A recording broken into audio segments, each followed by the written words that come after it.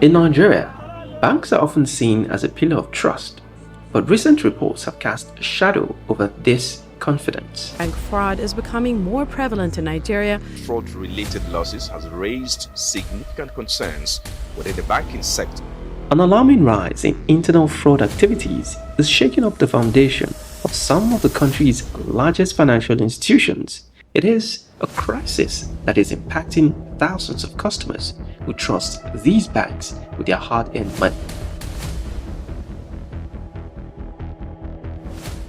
From account manipulations to unauthorized deductions, internal fraud in Nigeria banks have taken different forms, and its impacts are felt deeply by everyday citizens. Over the years, there have been countless reports of Nigerian banks engaging in dubious activities.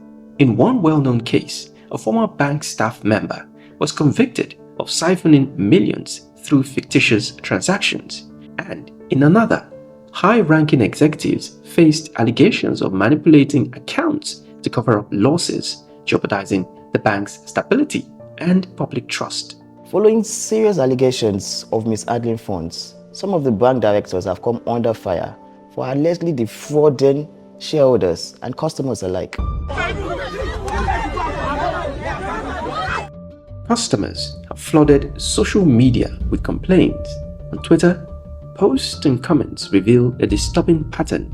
Zenith Bank account holders recount unauthorized deductions, inaccessible funds, and zero accountability.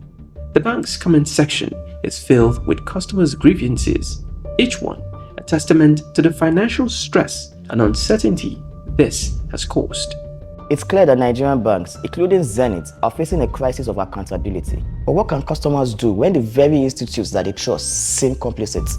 These complaints don't just reveal individual grievances. They expose a systematic problem that calls for action and reform.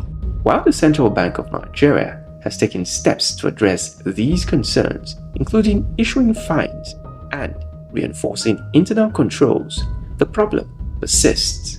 Banking reforms and better regulatory oversight are urgent needs to sanitize the banking system, while customers deserve better security and transparency to protect them from internal fraud that continues to erode trust. The time for change is now. Internal fraud may seem hidden, but its consequences are painfully visible. From unauthorized charges to inaccessible funds, Nigerian customers are paying the price.